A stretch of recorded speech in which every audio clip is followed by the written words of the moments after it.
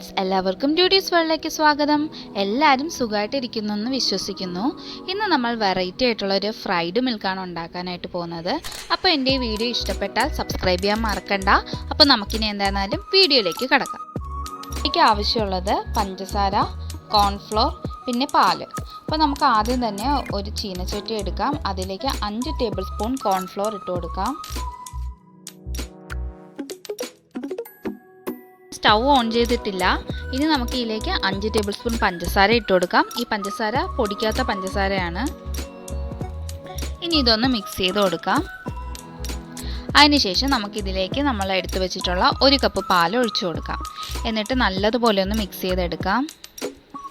കട്ടയൊന്നും ഇല്ലാണ്ട് നല്ലതുപോലെ തന്നെ മിക്സ് ചെയ്തെടുക്കാം. അപ്പോൾ അങ്ങനെ മിക്സ് ചെയ്തെടുത്തതിന് ശേഷം വേണം ഫ്ലെയിം ഓൺ ചെയ്ത് കൊടുക്കാനായിട്ട്.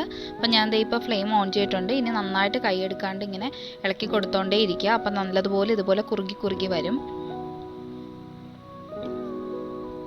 ഇപ്പോൾ നല്ലതുപോലെ കുറുകി വന്നിട്ടുണ്ട്. ഈ പരുവാകുമ്പോഴത്തേക്കും നമുക്ക് ഫ്ലെയിം ഓഫ് ചെയ്തതിന് ശേഷം ഇതിനൊരു പാത്രത്തിലേക്ക് മാറ്റാം. അപ്പോൾ ഞാനിപ്പോൾ ഇവിടെ ഒരു ടപ്പർ വെയറിൻ്റെ പാത്രമാണ് എടുത്തിട്ടുള്ളത്. നിങ്ങൾക്ക് സ്റ്റീൽ പാത്രം ഉണ്ടെങ്കിൽ അതായിരുന്നാലും മതി. ഇനി നമുക്കിതിനെ ഫ്രിഡ്ജിൽ ഒരു അരമണിക്കൂർ വെച്ചേക്കാം. മണിക്കൂർ കഴിഞ്ഞ് ഞാൻ ഇതിനെ പുറത്തെടുത്തിട്ടുണ്ട്. നമുക്കിനി ഇതിനെ തട്ടി വെക്കാം. ഇത് നല്ല സോഫ്റ്റായിട്ട് നല്ല സെറ്റായി വന്നിട്ടുണ്ട്. അപ്പോൾ ഞാനിനി ഇതിൻ്റെ സൈഡും ടോപ്പും ഒക്കെ ഒന്ന് കട്ട് ചെയ്തെടുത്ത് അതിനൊരു റെക്റ്റാങ്കിൾ പീസാക്കി എടുക്കുന്നുണ്ട്. നമുക്ക് ചെറിയ ചെറിയ ക്യൂബ്സായിട്ട് കട്ട് ചെയ്ത് എടുക്കാനാണ്.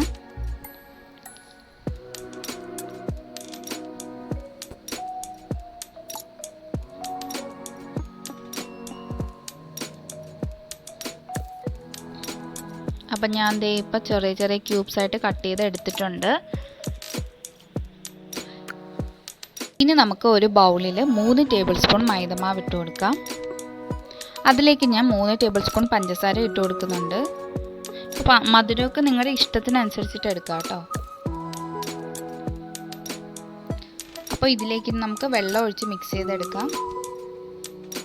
നമ്മൾ ദോശയുടെയൊക്കെ ആ മാവിൻ്റെ ആ ഒരു പരുവത്തിന് വേണം എടുക്കാനായിട്ട്.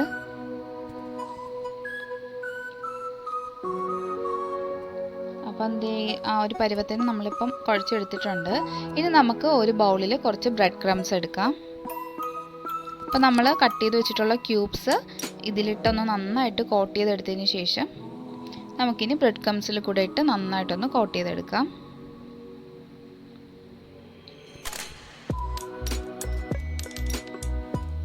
നല്ലതുപോലെ കോട്ട് ചെയ്ത് എടുക്കണം. എന്നാൽ മാത്രമേ നല്ല ക്രിസ്പി ആയിട്ട് കിട്ടത്തുള്ളൂ.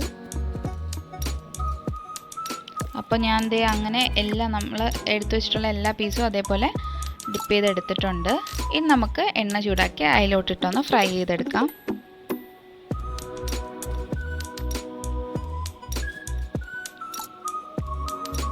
ഒരു ഗോൾഡൻ ബ്രൗൺ കളർ ആകുന്നത് വരെ ഇതൊന്ന് ഫ്രൈ ചെയ്തെടുക്കാം. അപ്പോൾ ഇപ്പോൾ ഇത് റെഡി ആയിട്ടുണ്ട്. ഞാൻ അങ്ങനെ എല്ലാം ഫ്രൈ ചെയ്തെടുത്തിട്ടുണ്ട്. അങ്ങനെ നമ്മുടെ ഫ്രൈഡ് മിൽക്ക് ഇപ്പോൾ റെഡിയാണ്. വളരെ എളുപ്പത്തിൽ തന്നെ ചെയ്തെടുക്കാൻ പറ്റിയ ഒന്നാണ്. അതുപോലെ കുട്ടികൾക്കും കൊടുക്കാൻ പറ്റുന്ന ഒന്നാണ്.